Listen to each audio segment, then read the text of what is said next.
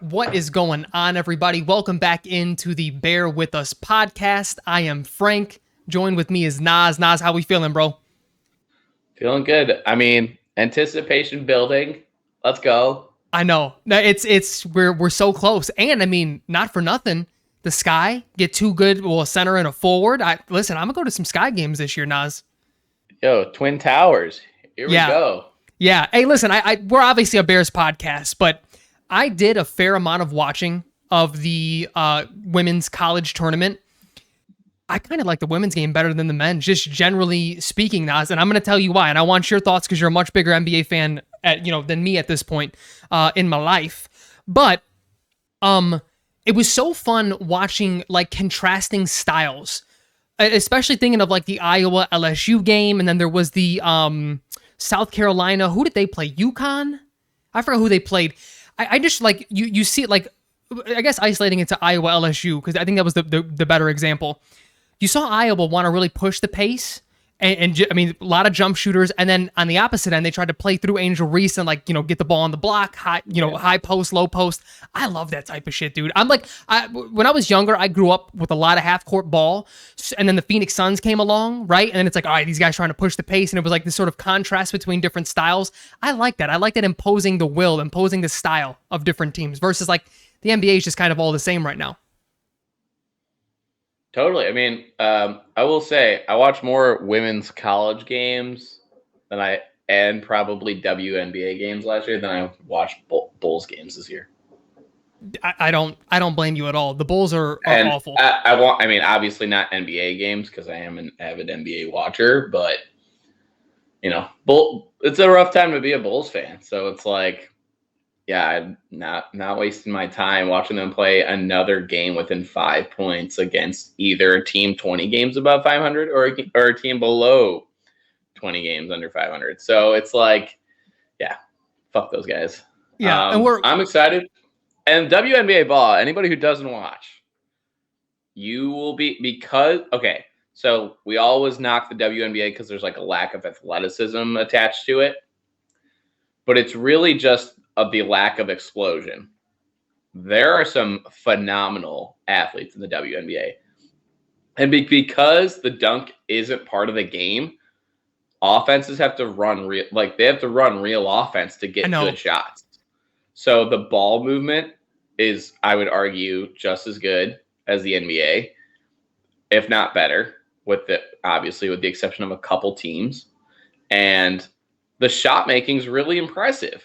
Because you can't just rely on, I'm going to just dunk this, So, no, WNBA game on the rise. I am glad to know that I am going to make more than Caitlin Clark as a professional. My first year as a professional. Like, what a joke. I mean, I think it's clear that the WNBA is still searching for viewers, and the game's building. I did look at tickets. For the Chicago Sky for the summer. The game against Caitlin Clark, the lowest ticket I could find was like $150. Wow, that's pretty cool.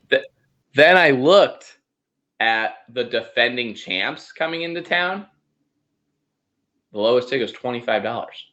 Wow. Back-to-back defending champs. Like, you want to talk about someone who's got real star power attached to her. I know. It's absolute. Like, she really does. And, whatever you think about her game or whatever you like, if you think she's getting too much hype or whatever, like, this is good for the league. So, Whatever your thoughts are about her, she is going to be must-see. It's going to be great for the league. And then all those revenue sharing conversations that Megan Rapinoe and other athletes bring up, they'll actually have some merit now if they build real revenue. So, you can't really share revenue out of a deficit, but if you can share revenue out of a profit, so this is great for the game, and I'm really looking forward to it and seeing this league thrive. I agree, and I just hope that the sponsors, keep up with everything that she has going on. Like, I think anyone rooting against Caitlin Clark right now is a fucking idiot. Unless you just want to see the women's game fail, like point blank. Like, we can start the hater shit, like the way you sort of have the NBA once they're in a better space financially. Right now, you got to root for any woman that has any sort of backing. Like, you have to. Let's get these ladies paid. 100%. Like, this is a great time. Like, we got Caitlin coming. Paige will be in the draft next year, and then Juju might come out after her junior year. And Juju, if you have not seen Juju play, this is watching Jason Tatum with a top knot. Yeah. Like, she's a fucking baller. I know. And she might be like top 5 must-see basketball players, period. She can play. In my book. I was telling my dad is huge into the women's game. He got into gambling some years ago, so he started gambling on fucking everything and he started paying attention to everything. And I told him, I was like, dude, like, what makes Juju so special to me is we've seen, like, Caitlin Clark is very good, but we've seen good women's guards before. Maya Moore, awesome. Like, we've seen, and even bigs like Cardoso, like Lisa Leslie back. Like, we've seen bigs play.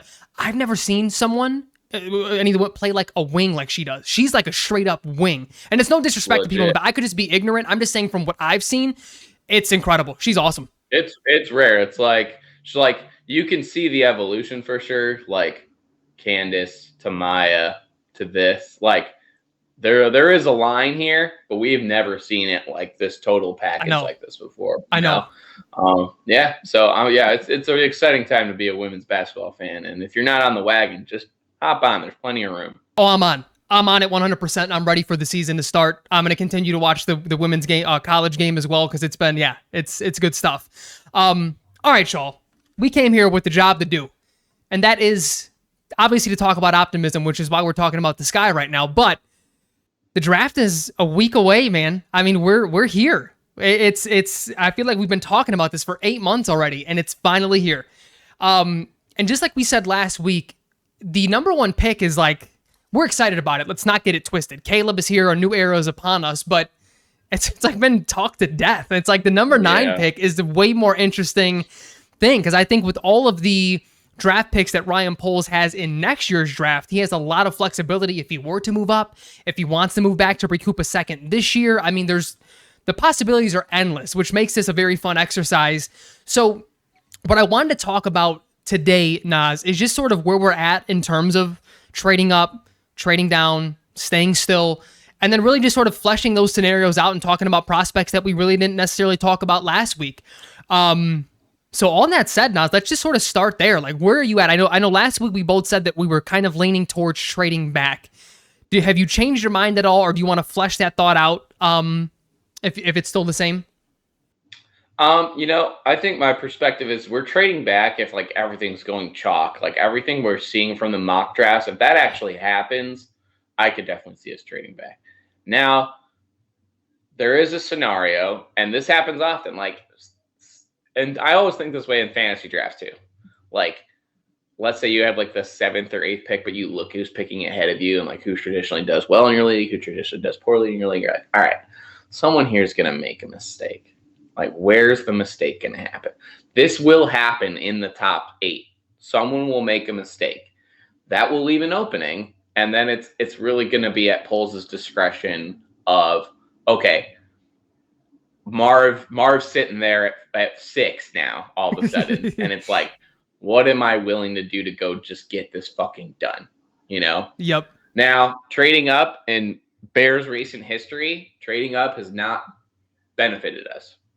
It has cost us dearly, actually, I would say. It has set the franchise back a few years both times.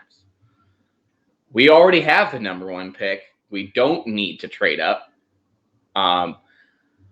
If one of these tackles falls to us, I feel pretty good about it.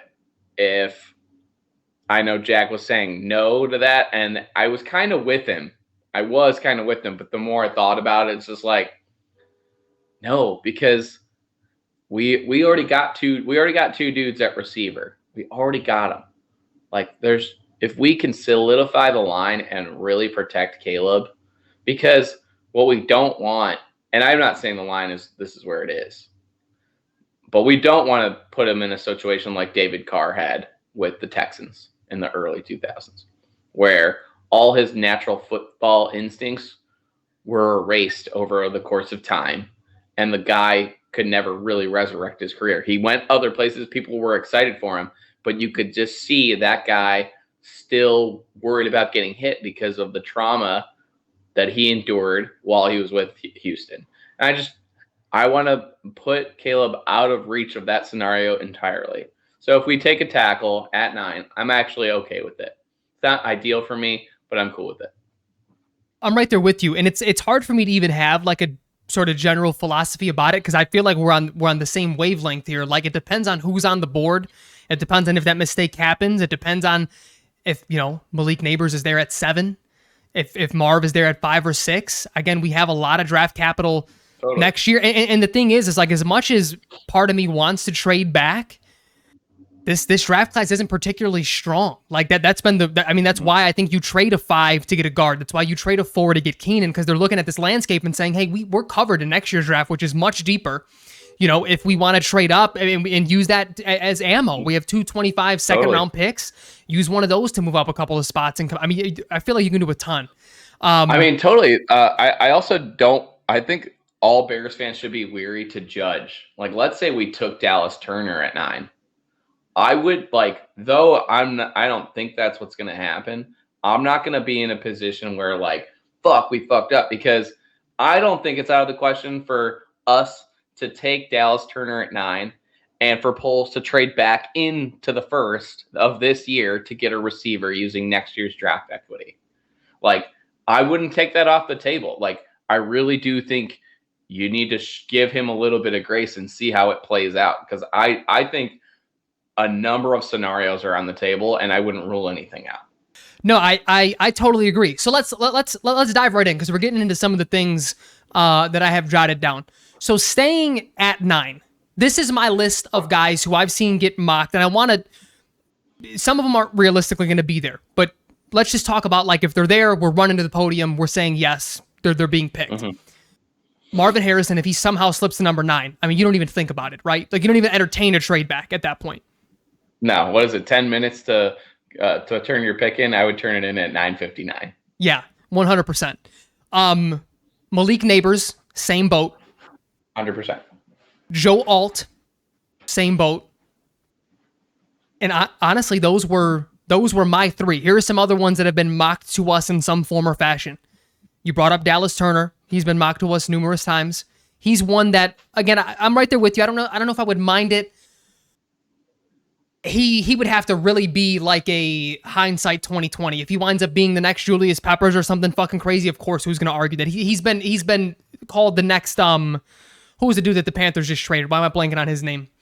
Burns. Brian Burns. I've seen. So if he turns into that, great, awesome. But I'm so ready for offense in this town. But okay. I still would entertain a trade back. Are you in the same boat? Is he automatic run to the podium? If everyone else is gone, Dallas Turner's number 1 on the board, are you running to the podium, or are you entertaining trade backs for someone to trade? I'm definitely entertaining trade backs, but like I've said on the pod a lot, and you've agreed with me, I have no issue with strengthening a strength. Oh, agreed. So Dallas Turner would be walking into an amazing situation. Yep. To really thrive. So though I don't really want to do that, it would look good. He would play well. Agreed. No, I totally agree. And I think with that said, the if we get a pass rusher in the first, we've talked about how much Poles has set up the new quarterback for success. You're setting up another pass rusher for success as well. Again, Truly. I'm a Scorn fan, and so are you, that's had to watch abysmal offenses for 95% of our Bears fandom. So that's where it's coming out of me, where I just want offense, whether it's tackle or receiver. But again, I'm not going to kill it. But I still would super entertain a trade back if Dallas Turner is there and he's the clear number 1 prospect on the board. Next one, Rome Odunze. Where do we stand with him? You kind of swayed me on this last week. This would have been a run to the podium guy for me until last week. Yeah. And then you're like, well, if Rome's there at 9, that means he did drop, which then means maybe someone else is thinking you got to entertain the offers. You got to, because someone might be like, okay, maybe we can get him for a reasonable price. And it's okay, trade back, get at that and a second or a late second, early third. It's something to consider for sure. Agreed. And he's one, and again, it's nothing against him. I really do like him. He was my number 3. If he's there and he's the best guy, I'm 100% trading back, because I do think he has the potential to be a franchise receiver. but I just didn't separate him and some of these other guys enough. Like there's someone's going to be there mid to late first that I don't view as very different than him. He would ball out though, dude. I agree. Like I the agree. trade back's always a like if he in your eyes is a sure thing, the trade back's always a. It is. You're right. No, you're not wrong.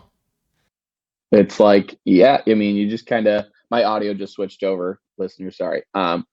So it is a thing. Like if he's for sure a thing, like it's not going to hurt our team.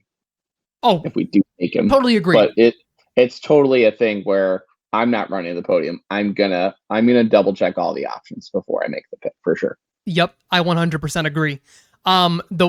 This is one I've seen it. I'm seeing him start to drop more in mocks, which I would think as more intel is being gathered by these guys. Brock Bowers, best prospect at number 9. I'm trading back 10 times out of 10. Fuck yes. I hope he's never a Bear. I would hate it.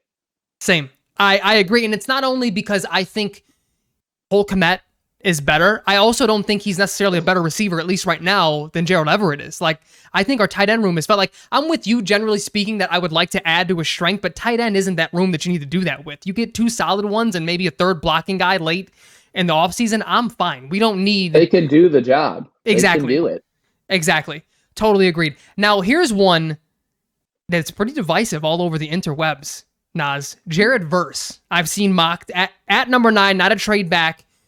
Again, I agree with, what you said about Dallas Turner. Like you'd be adding to what is his strength. You'd be setting this guy up, but Jared Verse seems to be a little more raw than Dallas Turner is. And he's a little bit more of a projection pick. Obviously his measurements are through the roof, but I don't know. You running to the podium for him? I'm not running, but I mean, I think what's hurting Jared is if he came out last year, this would be a run to the podium guy. Yeah. That's the thing. That his tape in 22 is way better than his tape in 23. So, and like just from a productivity standpoint, I would say he's probably a better player, and he still jumps off the screen and sometimes, but his tape in 22 is considered better than 23. But he's such like he is an elite athlete, but no, again, like I would say we're beyond the point where I wouldn't at least entertain the offers. Yep. I'm not running, like any guy that we talk here going forward. Like I'm probably not running.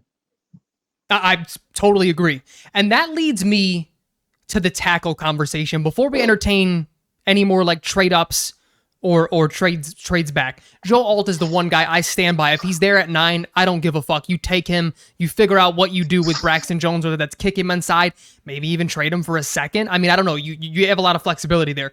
CJ Latham is another guy. Mims is another guy. And I don't know if I'm going to pronounce these next two, but I know people are high on them. Fuaga and Fashanu are also tackles that have been mocked in the first round. Some of them around 9, some of them a little bit past 9. Are you running to the podium at number 9 for anyone that's not Joe Alt? Not at 9, I don't think. The Fashanu only makes me happy because he's high school teammates with Caleb. So, I mean, but like I think that guy's gonna be available later, so I don't think it would be I think it would be a reach at 9 for a lot of those guys. I agree. I totally agree. Okay, before we entertain any sort of trade backs, because I think that's the more likely scenario anyway. Unless Marv is at like 6 or 7, then I think they would really, look to move up. But the guys, I mean, it's sort of the same list for me of guys that I would trade up for as I would run to the podium for. It's Marv, it's Malik, and it's Joe Alt. I don't know if I'm trading up for anyone else on that list. Is anyone else for you scream trade up?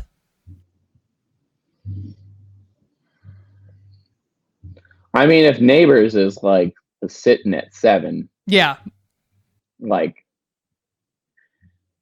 yeah, I would do it. Oh, same, and that's my 3: Marv, Malik, and Joe. That's it. No one else I'm trading up for in this and within the top 10.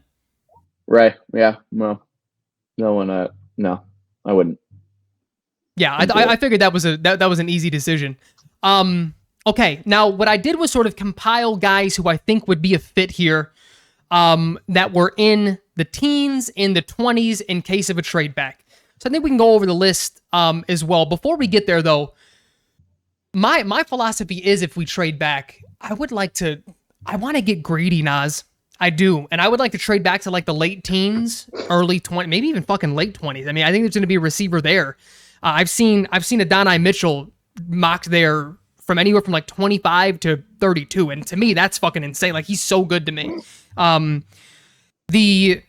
That I want to like recoup maybe a next year's first or another second next year and like really have flexibility as well. Again, this is me being totally greedy. But that's where this list sort of stems from with the receivers.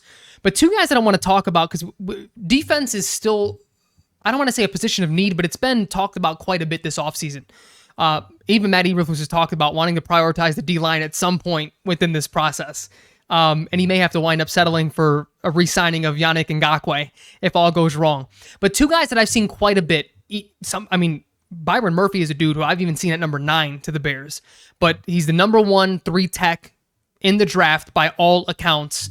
I don't know if I'd pick him at 9, but a trade back in the teens, I suppose I'd entertain it. But what do you feel about Byron Murphy potentially to the Bears?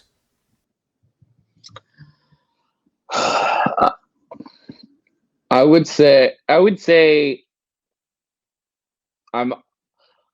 it's such a weird time to be a Bears fan right now. Because we'd be like, well, if Poles is convinced of the guy, then I guess I'm riding. But the thing is, like, if we were going to strengthen at the tackle spot, I wanted to do was proven. I wanted to get one of these guys in the free agent market.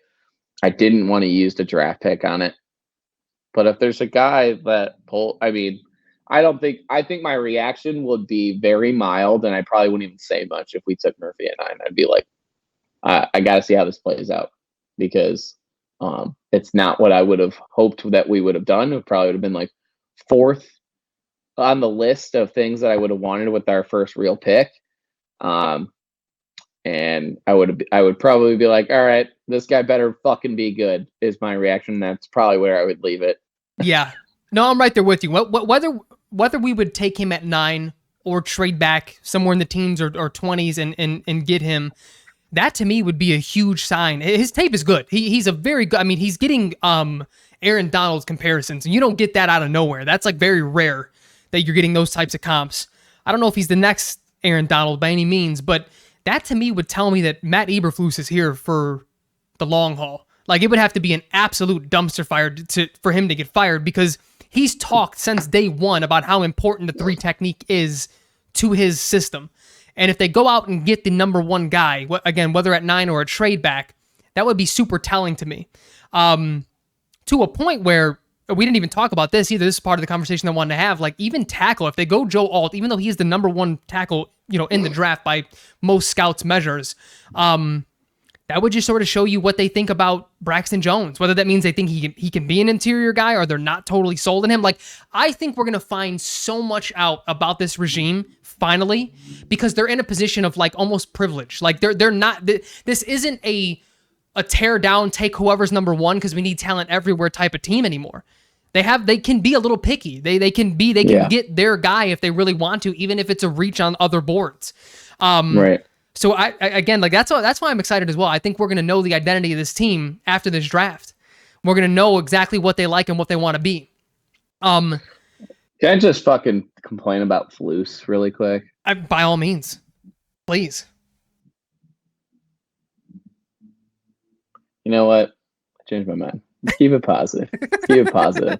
I just want to iterate one thing, but like, this, I'm annoyed that we still have Flus as a coach. I am annoyed. Yeah. I do think we're going to be good. I do think we're going to go to the playoffs, and we are going to see the ineptitude in the playoffs. And he probably won't lose his job after this year, but I think we got 2 seasons left with Flus, and then he's out. You might be right. I mean, I feel like in today's NFL, it's going to be really tough to be a defensive head coach just with how much offense that there is. Like, it's Well, you can't. Well, you got to have some nuance to you. Like, yep. I think the dude from Baltimore that just went to Seattle, I think he's going to have real success. I truly do. And like somebody like Wink Martindale, I don't think he found a landing spot yet. Like that's kind of the guy that I would like as a coach. someone who like he's kind of unpredictable. Yep. Like this very simplistic style of defense, of course it works with great players. But Yep. when you play elite quarterbacks, it causes issues.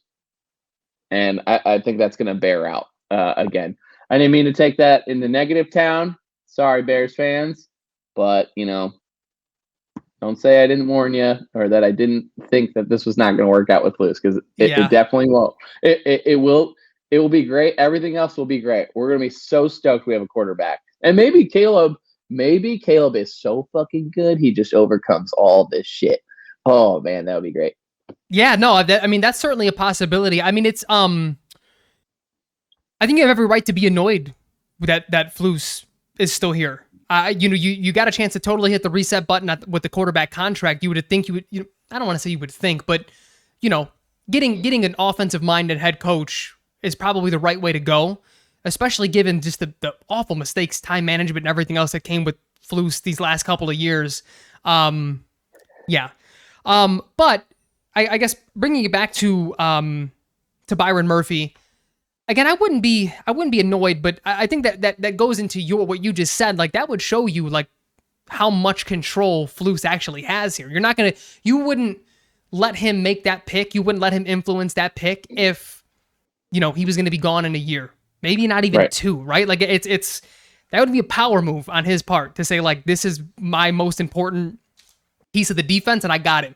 That's why coaches aren't supposed to pick players, by the way. I know. Like that is why they don't pick players, because they're whatever their specialty is. Like if we had an OC, he'd be like, "Oh, we got to go receiver here." Yep. Like like it. There's a very limited amount of coaches that deserve the right to like be right there with the GM in lock and step picking players. Like because these coaches, they're gonna do whatever makes them look the best. And if Flus flounders here, if the defense is playing great, he knows long term that keeps getting him jobs. Yep. Yeah, no, and I think the other thing to keep in mind too is they have a lot of young talent on that defense. And eventually, in 3-4 years, they're going to have to make a contract decision on Caleb. But they're in between that time, they're going to have to decide who they're going to pick on defense to keep around. They've re-signed Jalen Johnson. Like, you're going to have to find cornerstone guys and continue to, rehash things as you go.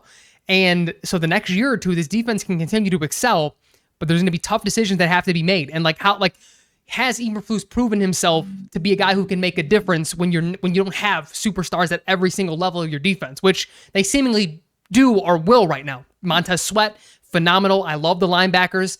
Safety, some people, I'm not as high on Brisker as others, but he's good. You may get another safety. Well, you got another safety, may draft another one. Like, it's good. And then obviously the corners are very good. But you can't pay everybody. There's a salary cap here for a reason. So I think I get why you're so annoyed, because that is going to come to an end when you have extremely good talent at every level of this defense, and you're gonna have to have a guy back there who can scheme things. I mean, you need a Vic Fangio if you want to remain elite every single year, and he's not that. I don't think. Totally. Yeah.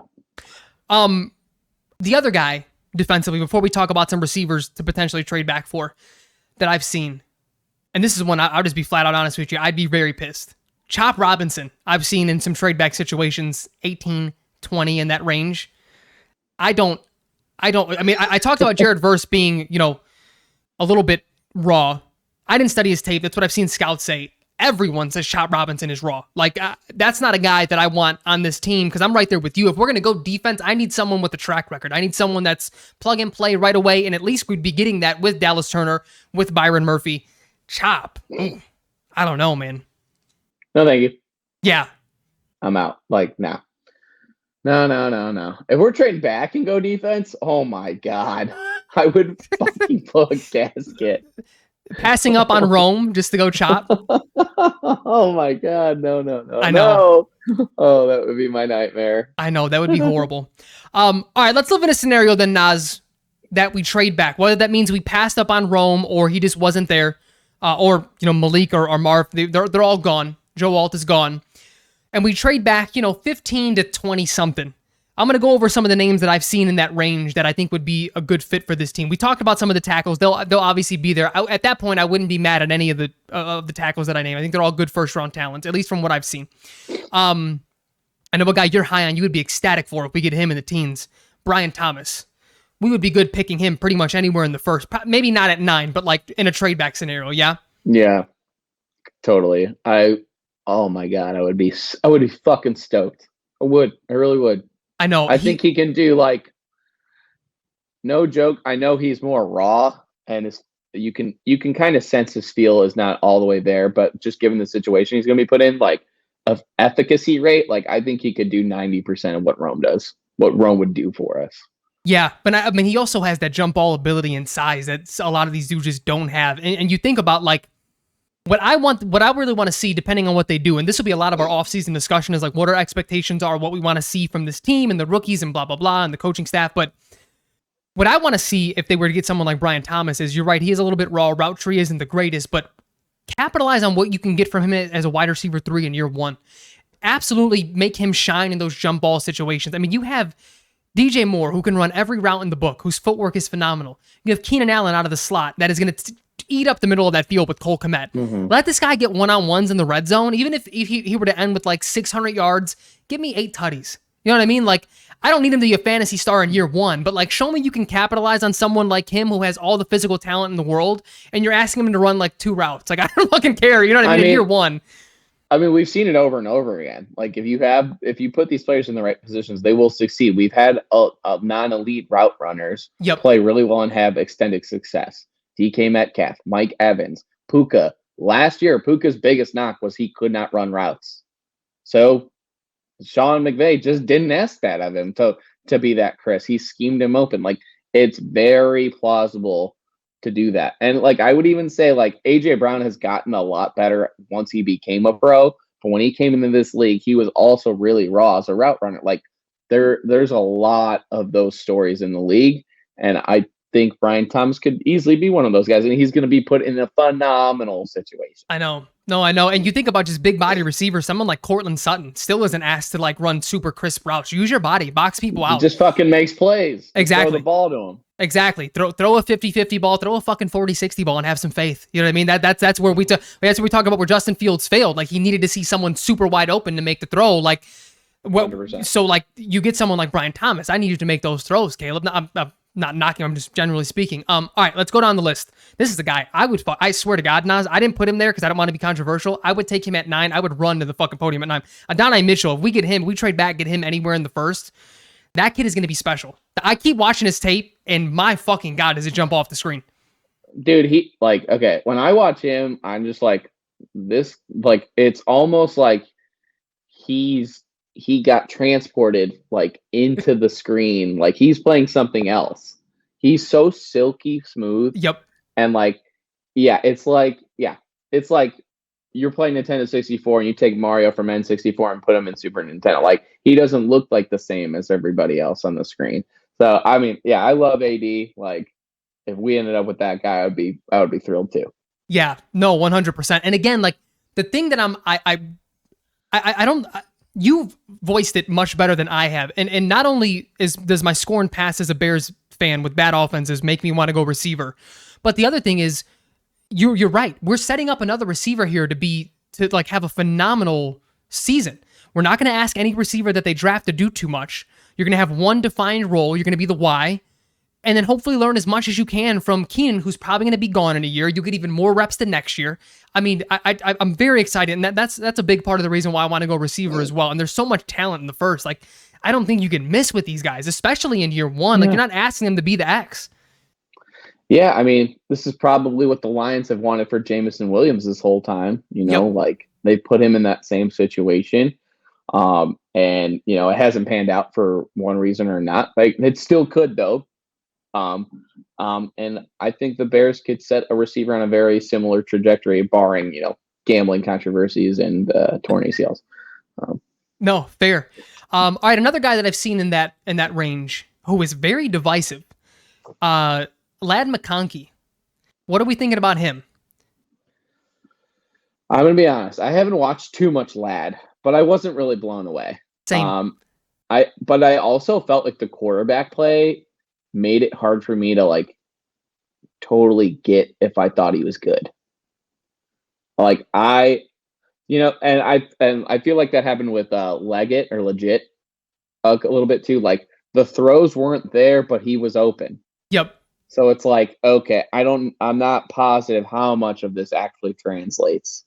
And that's the tough thing about evaluating, talent at the college level. Like I'll see lad running like wide open or flash open, and the ball's not even close to being thrown on time. And it's just like, well, what the fuck's he supposed to do with that? Like,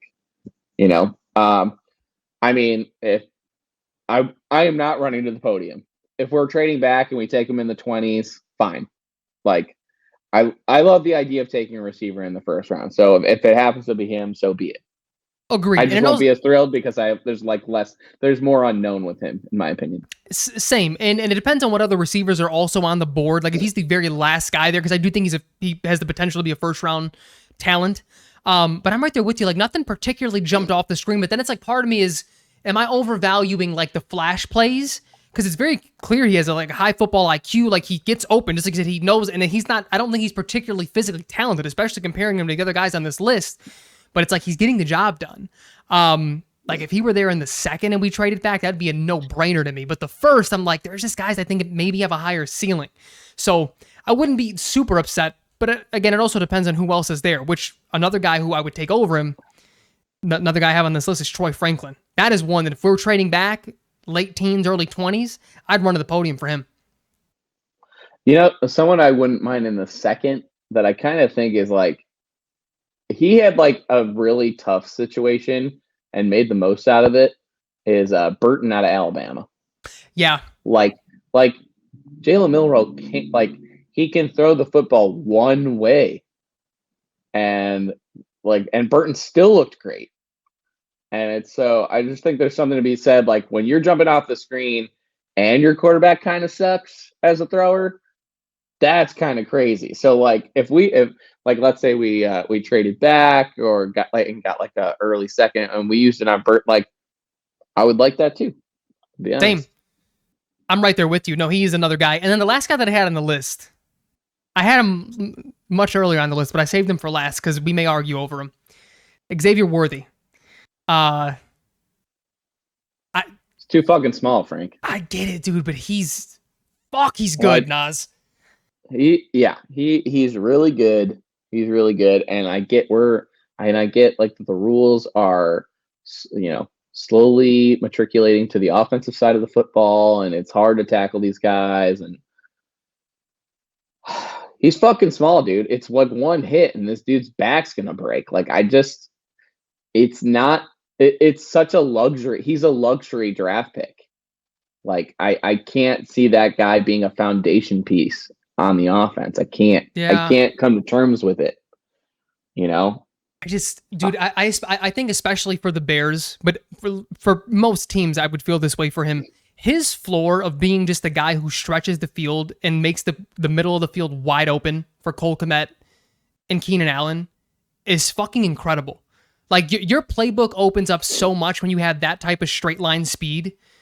And I mean, again, I think he's more than that. The more I watch his tape, I was like, dude, if he just gained 20 pounds, like if we saw the number was 188, we wouldn't give a fuck. Like he'd be higher on most lists because his route running, I think he's the second or third best route runner on here, probably underneath Marv and AD. Like he can play, and I get he's small, but I also think, I'm not going to lie too, this is a little bit of projection on my end. I think he has the frame to gain some weight in the NFL. You get him in an NFL strength and conditioning program for his career, I think he's going to gain some weight. It's too big of an if game. That's fair. It's like, and I'm not saying he's this guy. I think he's way more talented and more crisp, but you can't risk taking a guy okay, whatever you think of Xavier Worthy, I just don't think he will ever be able to impose his will on a team. I don't think he'll ever be putting that. You could risk it and hope you put in a weight program that doesn't slow him down. That's just too much of a risk, in my opinion, for that. Because I don't know, and also it depends what you like. Do you think we can draft a person who can turn into a number one in the late 20s? Because I think we can, depending on who we pick. Then those guys will evolve to be a one. I don't think Xavier Worthy will ever pan out to be a 1. I think he's a complimentary guy, which is not a bad thing. You can go to Pro Bowls as a 2. Guys do that. No, absolutely. I don't see him his career projecting to where he becomes a number 1 receiver, number 1 target on the team.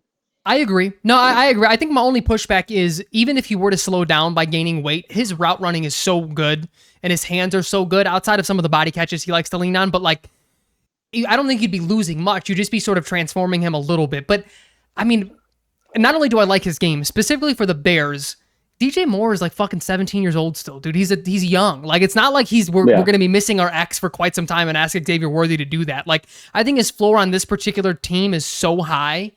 And then the nice thing is whoever you get, hopefully at receiver, you bump Tyler Scott down to like the number 4. Now you're working with some pretty good depth. Tyler Scott is your 4. I love that. Yeah. I agree, actually. I give Tyler Scott a hard time because he's got alligator arms sometimes. Yep. On throws that Justin shouldn't make. And oh wait, Justin's not here anymore. That's great. But yeah, him as a 4, I like that. I like that for us. I like that what that shows about our depth. Yep. Yeah. I agree. V12 can get the fuck out. EQ, see you later. Let's just revamp this shit. I know. No, well, I mean, Velus, he's never gonna live up to the 3rd round, hype and like wide receiver 2 status when he was first drafted. But especially with the new kickoff rule, he may have some value there. Special teams as a gunner, value there. Yeah. So kickoffs are kind of back, huh? Kickoffs are kind of fucking back, dude. They wanted it out, but now they want it back. They're like, well, we're missing excitement. So if this is contributing to concussions, who fucking cares? Yeah, I'm all in. I'm all the fuck in. All right, Nas, again, we're a week away. Y'all, I don't know what next week is going to look like. We won't have a full episode. I do want to try to get some sort of like immediate reaction, but it can't be like right after the Caleb pick. Like, it's going to have to be like maybe even the next day because polls may trade back and then trade back up. And I mean, who the fuck knows? There's so much that can happen. Frankie, it's a celebratory time. We're going to do a Friday happy hour pod. We should. All right? We should. We're gonna crack a couple open. I'm in. Caleb era starts. We're fucking here. I'm so in. Nas, any last thoughts on the 9th pick before we get out of here?